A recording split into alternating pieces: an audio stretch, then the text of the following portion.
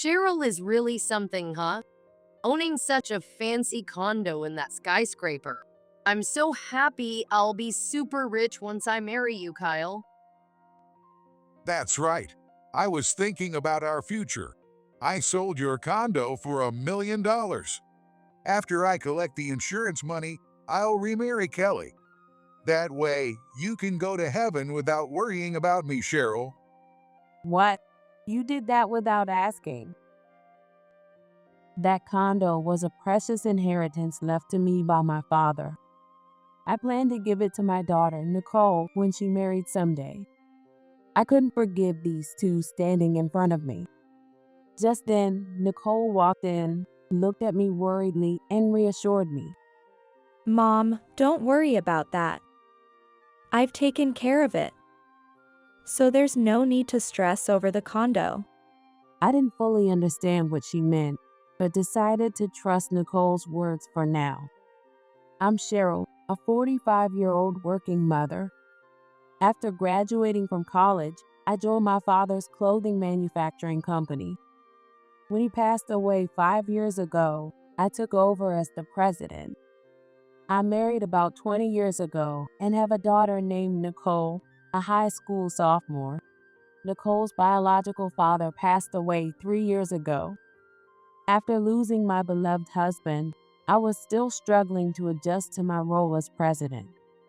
Every day, I found myself yearning for something to hold on to. What brought me comfort was a bar near my office. I never had the habit of drinking until I lost my husband, but one day I just happened to wander into that bar. The guy behind the counter was really nice. He looked about my age, tall and slim, with a calm expression. His name was Kyle. On nights when Nicole was out late with friends, I started stopping by Kyle's bar after work. He would listen to me as I shared my grief over losing my husband and the stress from work, and I found solace in those moments. I was drawn to Kyle, who was naturally a great listener. But for the other person, it was just business. I never imagined it would turn into romance. However, something happened about a year after I started frequenting the bar. Nicole had an accident on her bike, and someone brought her home in their SUV. It turned out the driver was Kyle. He had passed by when Nicole fell and kindly drove her home. I thanked Kyle and invited him in. That evening, the three of us had a great time talking, and Nicole quickly took a liking to him. After that, I started seeing Kyle outside the bar, and 6 months later, he proposed to me. When I asked Nicole, she happily gave her blessing, so I remarried Kyle. I thought that happy days were ahead. But then, even after our marriage, Kyle continued to run his bar as usual. Because of that, he was home during the day and took care of all the household chores. I felt guilty, but Kyle was a great cook and did the cleaning and laundry more thoroughly than I ever could. Seeing him care for everything, I let him do it. Nicole also said she loved Kyle's cooking. Since Kyle was cooking, I initially just gave him money for groceries. But one day, Kyle looked at the utility bills and said, Isn't the electric and gas bill too high? We should choose a cheaper plan after doing a proper estimate. He then opened his laptop and meticulously calculated the utility costs. Holding his finances would be best, so I gave Kyle most of my paycheck. However, that decision might have been a mistake. I noticed Kyle grinning on payday as he looked at his bank account. I thought it was a strange reaction, but since I had wholly entrusted him with the finances, I had no idea what Kyle was planning. Initially, Kyle handled all the household chores perfectly, but after a month, 2 months, and half a year, he gradually started doing less. The meals he prepared became less thoughtful, and the kitchen began to fill with instant noodles and frozen dinners. Just recently, things hadn't been like this. I began to worry that something might have happened to Kyle. Maybe he was upset that I had left all the household chores to him. I should help, so I talked to Nicole about it. Then Nicole said, I help out with the housework when I get back from school. But lately, Kyle's been leaving for work earlier, so we haven't even had a chance to see each other. I didn't realize he was slacking on the chores. Hearing that, I found it strange. Nicole's high school is very close to home. So if she doesn't make any stops, she's usually home by 4 p.m. Kyle used to always be home when Nicole got back from school. But now he's leaving so early. I couldn't help but wonder, so the following day I asked Kyle, Hey Kyle, you've been leaving for work earlier these days, and you haven't been able to keep up with the cleaning and laundry either. Kyle widened his eyes, surprised that I asked him so suddenly. What? What are you talking about? The restaurant business was slow for the past few years because of the pandemic, but now that things are getting back to normal, all the places are getting busier, right? You don't know what's happening in the world, do you? I was irritated by his exasperated tone. Of course, I understood that, but there was no need to say it like that. Kyle never used to talk to me this way. Why has he changed so much? Without saying anything, I frowned, and Kyle added, Well, that's the situation now, so I can't do the housework perfectly like before. But still, I'm not completely useless like you, Cheryl, so don't complain. What? It's not like I can't do housework. If you were so busy, you should have just told me. We could have figured out how to split the chores better. I snapped back, angry at being treated like I was useless. Kyle sighed, annoyed. Yeah, got it. Am I being thoroughly looked down on? If so, I've got a plan too. The next day, I got up early, did the laundry, and started preparing breakfast. When Kyle finally woke up and saw the breakfast spread on the table, he was surprised. Oh, this is rare. Is it going to rain today or something? Though he looked surprised, his tone was still condescending, just like yesterday. Well, I can do this much if I need to. Since I'm up earlier than you, I'll take care of the laundry and breakfast from now on, I said proudly, still standing in the kitchen. Kyle glanced at the breakfast I made and snorted. Well, it's something, I guess. I'd worked hard to make it, so being looked down on again made me feel irritated. I wasn't asking for praise, but a little genuine appreciation would have been excellent. And I wouldn't say I liked Kyle's arrogant attitude, especially since he hadn't been doing much around the house lately. But Nicole ate it with enthusiasm, which cheered me up before heading to work. Since that day, my chores have increased as I have taken on more cleaning and cooking after coming home from work. When I think about it, most of our household money is going into Kyle's account. So, as I kept shopping for groceries, my money kept dwindling. Lately, I have yet to see Kyle go grocery shopping. Then I thought, why not ask to reduce the amount of money being transferred for living expenses? So I decided to talk to Kyle about the living expenses. Kyle, since I've been grocery shopping lately, could you let me cut the household money I'm transferring to you in half? The utility bills and some grocery money should be enough. I tried to ask gently, but Kyle seemed flustered. What? Half? No way.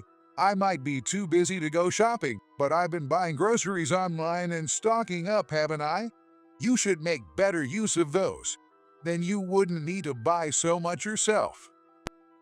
Sure enough, the kitchen and storage room were full of long-lasting groceries.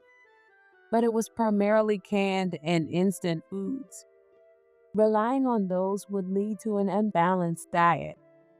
I sighed deeply and responded, You're wasting money on this junk. Nicole's still growing, so she needs a balanced diet.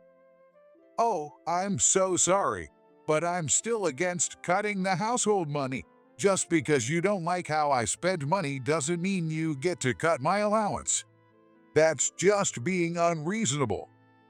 Kyle's defiant attitude, as if he was the one being wronged, left me speechless.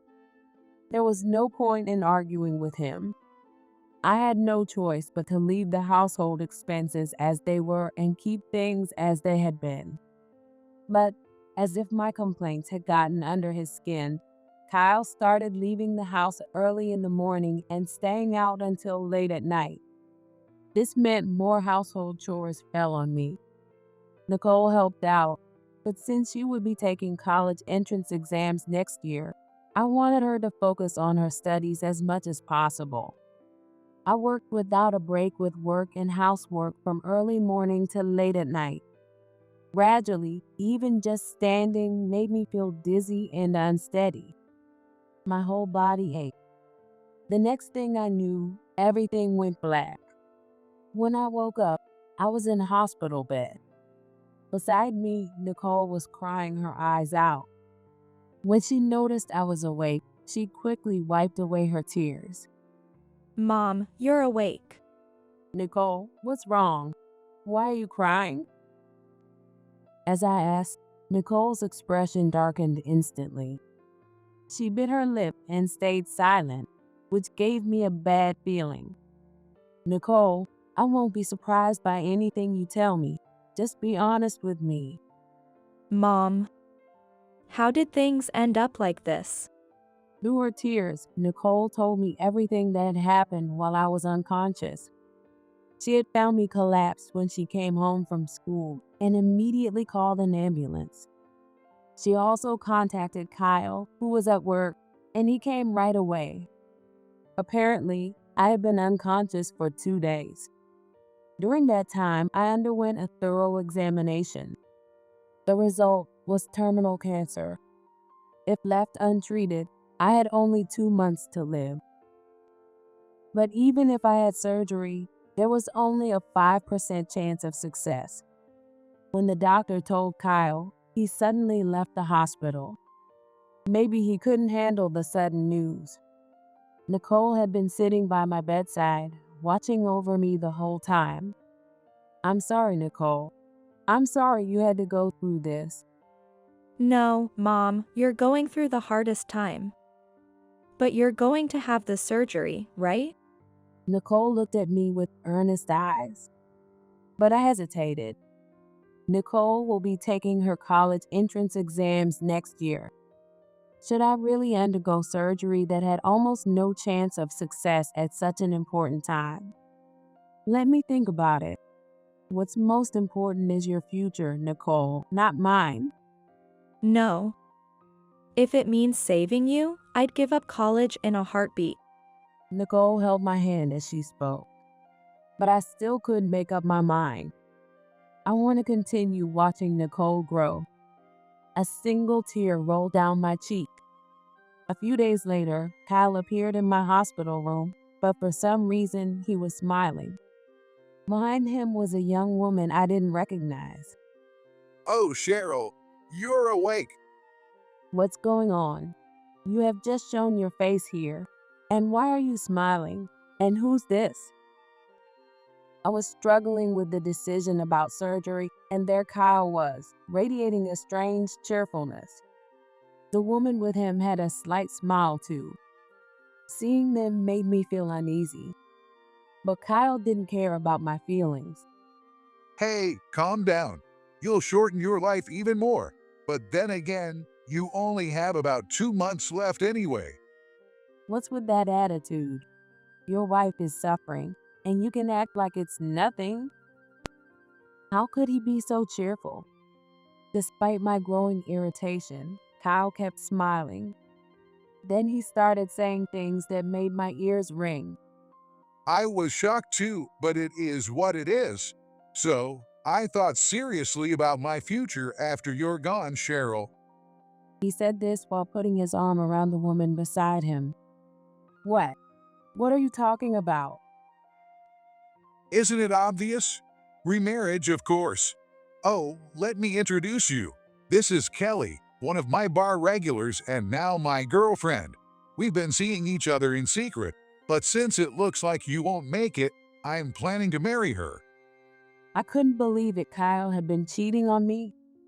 No wonder he had been spending so much time away from home.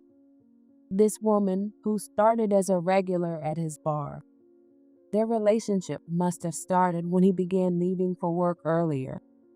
The woman, Kelly, spoke up in a cheerful voice. Nice to meet you, Cheryl. You really are a big shot owning that luxury condo. I'm so happy because I'll be rich once I marry Kyle. What? What are you talking about? That condo was a precious inheritance from my father. I had planned to give it to Nicole when she got married someday. I told Kyle about this when we were married. What could he be planning to do with it? Yeah, well, I was thinking about our future. I sold your condo for $1 million. Once I get the insurance money, I'll marry Kelly. That way, you can go to heaven without worrying about me, Cheryl. You did that without asking me? I couldn't forgive these two standing in front of me. That's when Nicole walked in. Right behind her was her boyfriend, Luke. Kyle, you were so loud we could hear everything from the hallway. No wonder you haven't been home since Mom was hospitalized. Nicole didn't seem too surprised by Kyle's affair or the fact that he sold my condo without permission. Luke, standing next to her, gave Kelly a sly smirk. Kelly's face twisted in shock when she saw him. Luke, what are you doing here? Kelly, it's been a while. You've been living alone for some time, but still hustling older men to make a living. To my surprise, Kelly was Luke's sister. Her face turned pale, probably from being caught by her brother and having her past exposed. You idiot, what are you saying? That's not true. I've been working hard since I left home. I'm with Kyle because I really love him. When Kelly said this, Kyle, who had looked a bit doubtful, suddenly brightened up. Can I really believe that, Kelly? Of course, Luke here thinks he's the perfect son, so he looks down on me and says awful things about me. Isn't that terrible? Yeah, looking down on your own sister like that. Nicole, you've got terrible taste in men. Kyle, now fully reassured, started speaking as arrogantly as ever. But Nicole and Luke just looked at him with calm, mocking smiles. Nicole turned to me, seeing the worry on my face, and said, Mom, don't worry. We've already taken care of everything. So you don't need to stress about the condo. That's right. We've handled it. We actually came here today to tell you that. Though they didn't explain the details, they hinted that they had good news for me and left the room. Wait a minute. What do you mean by that? What's going on? Explain yourselves. Kyle and Kelly tried to stop them. I didn't fully understand either, but I trusted those two confident faces as they left the room. A little while later, I received a message from Nicole on my phone. She couldn't go into detail earlier with Kyle, but she explained in full how they had dealt with the sale of the condo. I finally understood and felt at peace. Along with that message, she had added, "Good luck with the surgery." For Nicole's sake, I decided I would fight to live. With that resolve, I made the decision to undergo the surgery. The surgery was to be performed at the largest general hospital in the area. On the day of the surgery, with Nicole and Luke by my side, I faced the operation. By the time evening rolled around, the surgery had been completed successfully. Now it all depended on the post-operative recovery. In the end, Kyle didn't show up.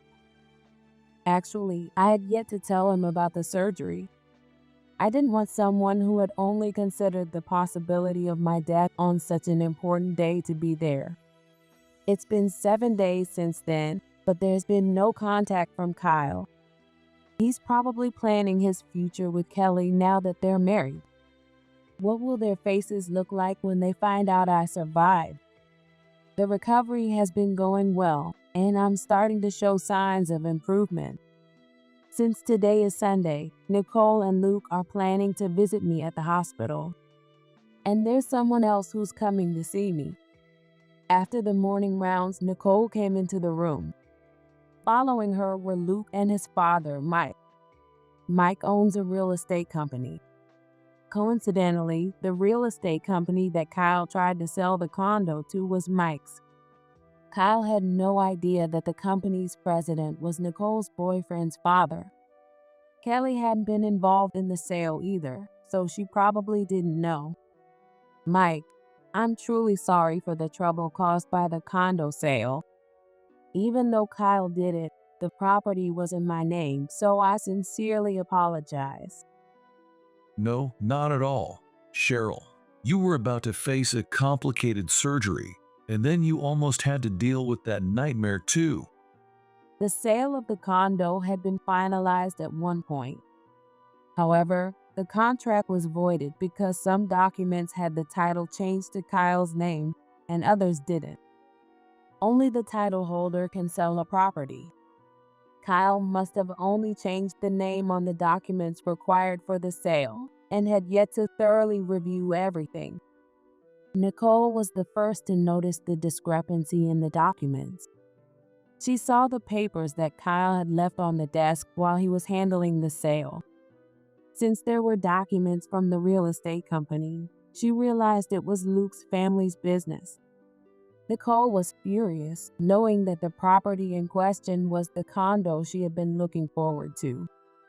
So she took pictures of the documents with her phone and informed Luke about it. Luke then reported it to his father, Mike.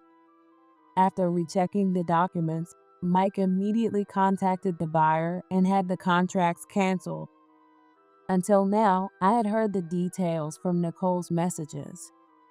While I was anxious about the surgery, I was relieved to know that I wouldn't lose the precious inheritance my parents left me. Thanks to that, I could focus on the surgery. Kyle forged documents to sell the condo without my permission, which is a serious crime forgery of private documents. Mike tried to contact Kyle about this, but couldn't reach him for some reason, and Kyle was utterly unreachable. However, he did not want to leave things as they were, so he filed a missing persons report. So, has Kyle been found? I asked, and everyone around me chuckled. What on earth had happened to Kyle?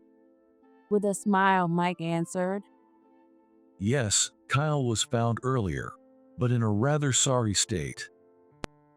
What? What do you mean, in what state? I couldn't help but widen my eyes in surprise. What Mike explained next was a pitiful and humiliating episode about Kyle. After his last visit to the hospital, Kyle had moved in with Kelly at her apartment. Kelly had been splurging on luxury brands, counting on the money from the condo sale and the insurance payout after my death. But when she heard the voicemail from the real estate company saying the condo sale was voided, Kelly was shocked. Then another voicemail came in from the hospital saying the surgery had been successful and the recovery was going well. Enraged, Kelly packed all her belongings, along with Kyle's clothes and personal items, into her car and fled during the night. But Kyle was just as shocked and had no idea what to do. It seems that when I was admitted to the hospital for the tests, all he could remember was the part about me having 2 months left to live. The surgery didn't even register with him. No matter how much Kelly raged, Kyle just shrugged it off, saying there was nothing they could do since the money wasn't coming in. Then he apparently just fell asleep, not caring at all. Enraged, Kelly packed all her belongings along with Kyle's clothes and personal items into her car and fled during the night. Kyle was asleep, not even wearing any underwear.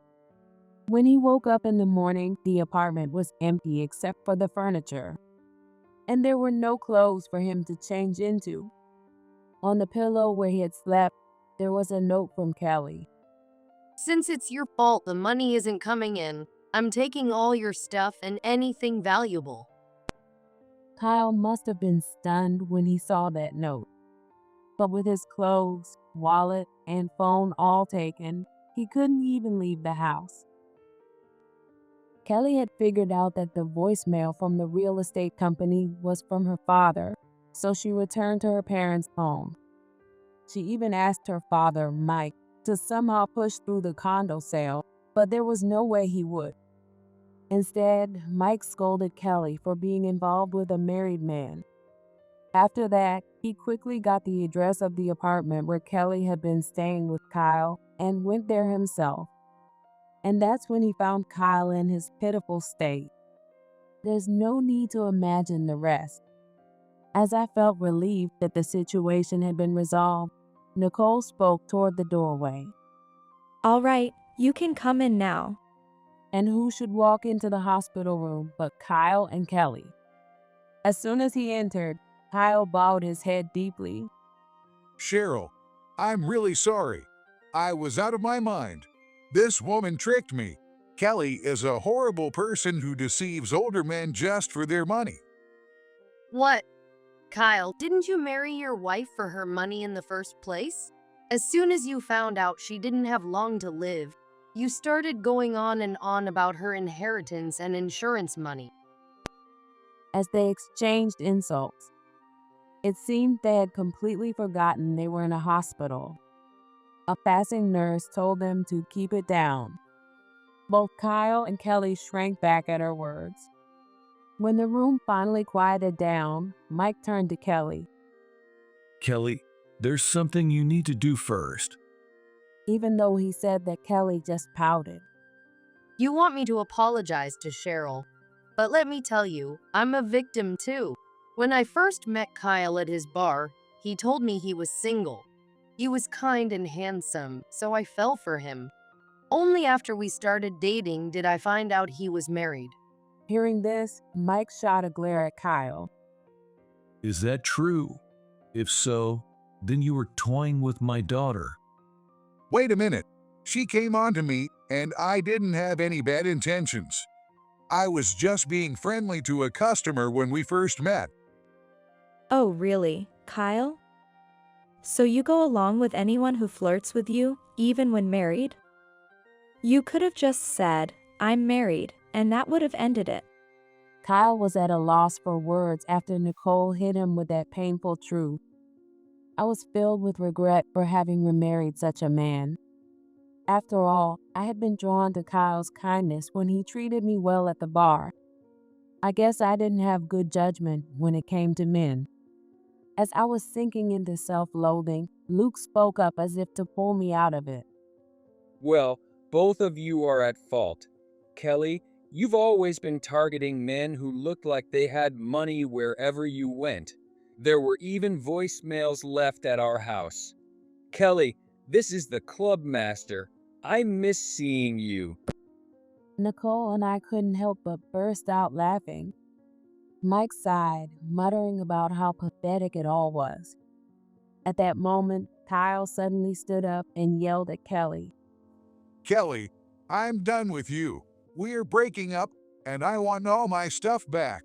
And not just that, you'll make up for leaving me in that state in the apartment. Kelly was so startled by Kyle's outburst that she nearly fell over with her chair. But she kept glaring at him, refusing to back down. I already told you. It's your fault we didn't get the money, so I'm keeping your stuff as compensation. Enough. Both of you, just shut up. Mike suddenly shouted, apparently fed up with their endless bickering, causing everyone around to tense up.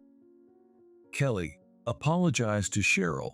And not just that, you'll pay compensation and sincerely make amends. And Kyle, you went after my daughter. You'll compensate both Kelly and Cheryl and make things right. Oh, Under the force of Mike's intensity, this time it was Kyle who was shaken. It was as if he'd been struck by the thunder of an old school stubborn dad. Seeing Kyle at a loss, I decided to finish him off. That's right. When you tried to sell the condo, you forged my signature and used my seal to change the title without my permission. That's a serious crime, and I've already reported it to the police.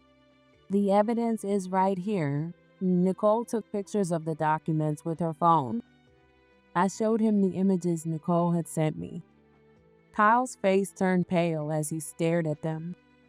No, it can't be a crime. I just thought it would be better to change the title before Cheryl passed away. How is that a crime? For someone who supposedly worked with people, Kyle was shockingly ignorant. That's what's called document forgery. Ugh. Kyle, now resigned, slumped in defeat, his expression darkening as he spoke. Damn it. If it's come to this, there's nothing left to do. It's better to turn myself in than be dragged off by the police. Before that, sign this, and be prepared to pay for your infidelity too, I said as I handed him the divorce papers. I'd asked Nicole to pick them up from the city office. Kyle, still wearing a bitter expression, silently took them. Mike mentioned that he would discuss the details of Kelly's compensation later. It seemed they were heading back home for now. Kelly still looked upset, her mind likely in turmoil. Ultimately, she didn't apologize, but she left with Mike. As soon as I was discharged from the hospital, I filed the divorce papers. Not long after, Kyle was sentenced to less than a year in prison for document forgery. Since he was only the hired manager at the bar, he wasn't rehired after his release. He lost both his job and his place to live, and he came crawling back to me. Cheryl, I was wrong. I'll do anything you say, so please, let's start over. As Kyle bowed his head, pleading with me, I gave a sly smile and shot back my reply. Oh, really? Will you do anything? I won't remarry you, but I could give you a job at my company. That's easy enough. Really? Oh, thank you. If I can just find a job, I can figure out the rest. Kyle said, his face lighting up with relief. The jobs I offered him, it might have been a perfect fit for someone like Kyle, who had spent his time as a bartender listening to customers' problems. Actually, when we divorced, I had demanded $30,000 from Kyle as compensation for his cheating and the emotional distress I endured during my illness, but he still hadn't paid. So this was an excellent opportunity to make him work hard and pay up. As for the job I gave Kyle, my company is almost entirely staffed by women, and the interpersonal drama never ends. One of our nearly 70-year-old employees often cries at work, complaining that she's being bossed around by a younger woman. But in reality, the older woman is causing the trouble. She flies into a rage whenever the younger employees give her instructions, turning everything into a huge fuss. We tried hiring a professional counselor, but they didn't last long. So I put Kyle in charge of fixing the toxic relationships and made him the older woman's counselor. At first, Kyle took the job with a smile, thinking it was no big deal. But within 3 days, he was already overwhelmed. An older woman, more than 20 years his senior, developed feelings for him and began following him around even outside of counseling sessions. Sometimes she even showed up at his place. To make matters worse, the older woman would get jealous and lash out at him whenever Kyle listened to the concerns of younger female employees. When the women's battles flare up again, Kyle can do nothing to stop it. Kyle has been coming to me with his problems recently, but I just brushed him off. Now he's trying to contact his ex, Kelly, to discuss his issues. But it seems Kelly has her own troubles. After the whole fiasco, Mike sent me $20,000 as compensation. Of course, he told Kelly she'd have to pay him back, even if it took years. As a result, Kelly is now constantly monitored by her father, who ensures she doesn't get into any more trouble. She has to report where she's going and who she's meeting outside of work. And since Mike handles all her finances, Kelly needs her money to spend. Who are you on the phone with? I could hear Mike yelling in the background while Kyle was on the phone with her. Kyle, who was hoping to vent his frustrations, instead found himself listening to Kelly's complaints. Kyle is naturally suited to being the one people confide in. He's been grumbling about quitting, but he'll have to keep at this job for now with nowhere else to go. By the way, he's not a permanent employee, just a day laborer until he pays off the compensation he owes me. Time paused, and Nicole and Luke became college students.